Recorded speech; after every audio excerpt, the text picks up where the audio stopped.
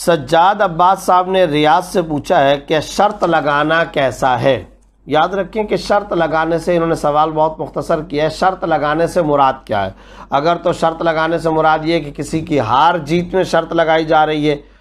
یا یہ کہنا کہ فلاں کی بات صحیح ہوئی تو میں اتنے پیسے دے دوں گا، اتنی رقم دے دوں گا، اور اگر یہ بات صحیح نہ ہوئی تو پھر آپ اتنی رقم دو گے، یا ہار اور جیت کی شرط ہے جانبین سے دو طرفہ، یعنی اگر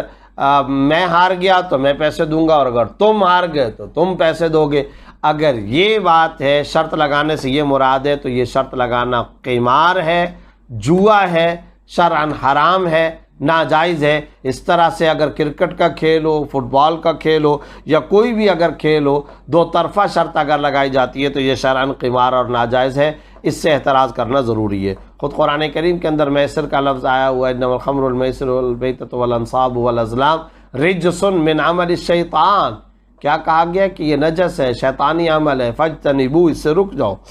ہاں ایک بات ذہن میں رکھیں کہ اگر ایک طرفہ شرط ہو، یعنی ایک طرف سے ہو تو وہ جائز ہے۔ کیا مطلب؟ یعنی اگر یہ تم جیت گئے تو میں تم کو پیسے دوں گا، لیکن اگر تمہاری طرف سے ہوگا ایسی کوئی بات نہیں ہے، صرف اور صرف ایک طرف سے اگر ہو تو اس کی گنجائش ہے۔ اسی طریقے سے اگر دو کھیلنے والوں میں سے نہیں بلکہ کوئی تیسرا بندہ کہ بھائی تم میں سے جو جیت جائے گا میں اس کو یہ انعام دوں گا، اگر کوئی تھرڈ پارٹی اگر یہ بات کرتی ہے تو یہ بھی جائز ہے۔ انعام کے اندر اس کو ضمن میں شامل کر کے اس کو جائز قرار دیا گیا، مگر جہاں تک دو طرفہ شرط کی بات ہے وہ شرعاً ناجائز ہے اور اس سے بچنا ضروری ہے۔